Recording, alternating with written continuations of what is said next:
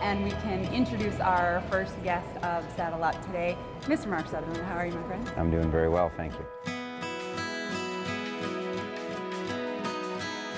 In the last few years, I've had pretty competitive stampedes. In 09, I made the finals. That was the first year that they had the sudden death showdown for the semifinals, and I qualified. Qualified again in 2010. I had a decent year, you know, not the year I wanted, but I didn't make the finals, which was disappointing because my dad and my uncle both made the finals, and you know, that would have been awesome to be in there with them. You can have everything lined up just right and have the horsepower to win it, and if you don't drive, you're not going to get it. And you know, I've had bad stampedes before, and when they start going downhill, boy, it's like a snowball effect. And you know, you just make one mistake and make the next and make the next, and it seems like you can't do anything right. So it's important for me to get off on a good start, and then you know, start off in first and improve your position from there, I guess, is the goal. But the problem is there's probably 35 other guys with that idea.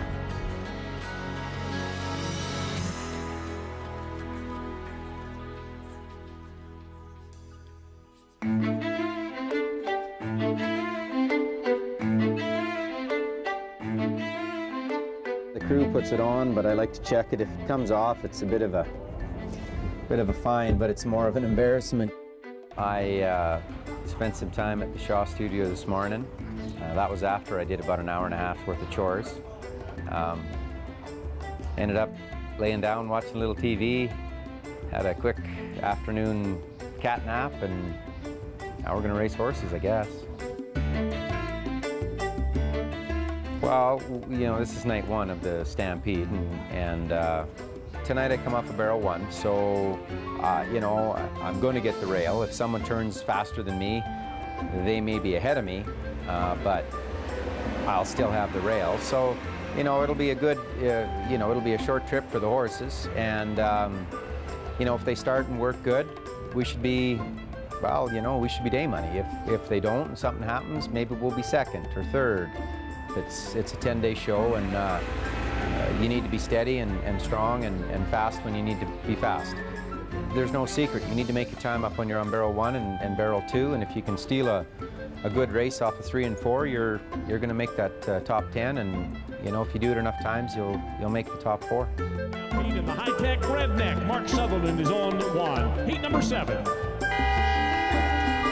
There's the horn and a quick start for Jerry Bremner and Mark Sutherland as they simultaneously cast their fate to the figure 8. You know, we do race against 3 other guys in our heat, but it's more about who's fastest for the night. We really race against the clock. Trying to get up alongside of Mark Sutherland, but Mark's a speed demon into that third turn. Now Jerry starts to close a little ground. Look at the backfield.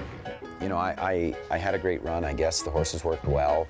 I made a bit of a, you know, maybe a tiny driving error, and you know, it's early. It's early in the show. I'm not too worried about it. It's just that